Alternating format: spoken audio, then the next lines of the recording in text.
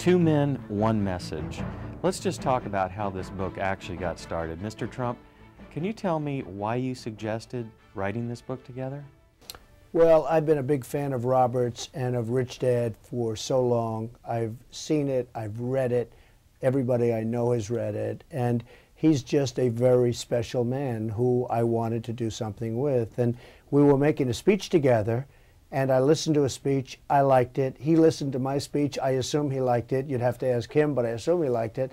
And one day, after one of our speeches in front of a tremendous crowd of people, 61,500 people, he came up to me and he said, we ought to do something together. And I've had lots of #1 bestsellers, and he's had lots of #1 bestsellers, and we're just putting it all together.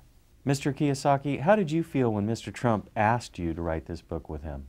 Well, he's right. When I listen to his talk, he always talks about think big. Mm-hmm. And when we said, let's write a book together, I had to think big. And that's what I had. It was beyond reality at that moment. So I would thank him for, sharing his celebrity with me. Beyond reality television.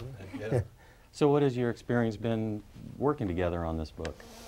Well, I just love this man, and his wife, Kim, is amazing, and she's done her own book and books, and they're also really good. In fact, I read it and endorsed it, so I wouldn't endorse it unless I felt the same way. And it's just become a very special relationship, and it's a very easy relationship. It's not like, oh, gee, it's difficult, or it's just a very easy relationship. We think the same way. We have the same ideas, and we love education, and we want to educate people and help people. I think more than anything else, Robert wants to help people, and so do I. Okay, you both come from very different backgrounds. Mr. Trump, you're from the financial capital of the world, New York. Mr. Kiyosaki, you're from the laid-back, hang in there, He's not so laid back. Okay? No, he's not, but Trust he was me. from a place that was laid back. And so how did you guys come together from such different backgrounds? You came from not so much money, you came from some money, and yet you're together. I can answer that question. I think the blessing in my life was in 1965, I left a sleepy little sugar plantation town and went to school in New York.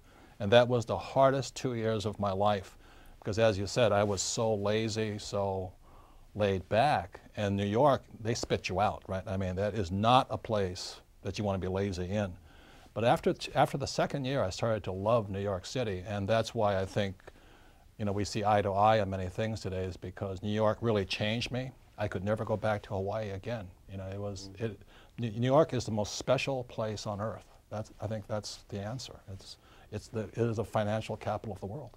Well, New York City has a great energy, and a lot of people are energized by coming to New York. They get off a plane and they're not so great, and all of a sudden they become these energetic people. That's so true. And it does have an amazing influence on people, as it did with Robert. Now, Robert's coming to New York, and I'm going to Hawaii because I'm going to build a big building in Honolulu. But New York is a great place. Mr. Trump, are you afraid of failing? I'm not afraid of failing. Life, you look and you turn on the newscasts every night, and you see thousands of people killed in earthquakes and tsunamis and hurricanes and all of the problems and wars that we shouldn't even be in, and lots of different things. And when you see all of the problems in the world, what is there to be afraid of? Mm-hmm. It doesn't matter. To a certain extent, it all doesn't matter. My answer to that is, I think what we have in common also is we both went to military schools. Yeah. And military school is about discipline, about being bigger, about following orders, about leading. But what else we have in common is that we both failed. And he lost nearly $1 billion. I lost a lot of money. A lot of money. But it was paper. Yeah, and I lost only lost $1 million. And I think what makes us better is when you wrote your book, The Art of the Deal, I was so impressed. But when you wrote The Art of the Comeback, and what it meant to come back from being down so far. Most people are terrified of losing $100, and here you're down $1 billion. Billions. And you come back. And I think that's what we have in common, is once you've faced that much what everybody's afraid of, you're not as afraid anymore. I think that's really the difference. And for me personally, it was the best education I could have gotten, was to find out where I made all my mistakes and rebuild my company. You wouldn't want to do it again, but no. It was a great education. But when I read Art of the Comeback, I said, this is a big man. That's when my respect for him grew, because Art of the Deal you know, he's telling about his successes. But when he wrote Art of the Comeback, that's when you grew in my, my eyes, is because most people will not admit their mistakes. Well, Donald and I were very blessed that we both had rich dads. You know, my best friend's father was my rich dad. And financial education is more important than ever before. So I thank you for viewing this, and I wish you all the best of luck.